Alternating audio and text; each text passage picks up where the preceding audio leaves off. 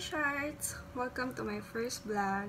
Next, I consider it as my first vlog kasi first time ko na magsasalita in front of the camera. And to be honest, ang hirap na maging vlog. Parang namati ako ng highway sharks.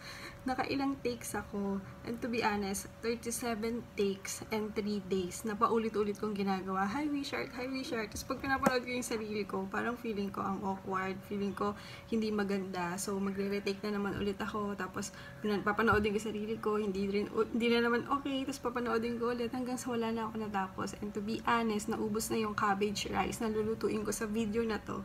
Hindi ko pa nagagawa yung intro. But I know, hindi ko naman na kailangang mahiya or ma-conscious kasi magluluto lang naman tayo ng cabbage rice. So, ayun na nga, sharks. Ayun na yung intro ko at hindi ko na siya babaguhin kasi paulit-ulit na. So, ngayon, ituturo ko na kung paano magluto ng cabbage rice or cauliflower rice. Same lang naman sila ng procedures and they are great replacement para sa rice. So, para lang tayong nagsasangag and pwede tayong magkaroon ng option dito. Pwede tayong maglagay ng bacon kung may extra tayong bacon. Let's start! We have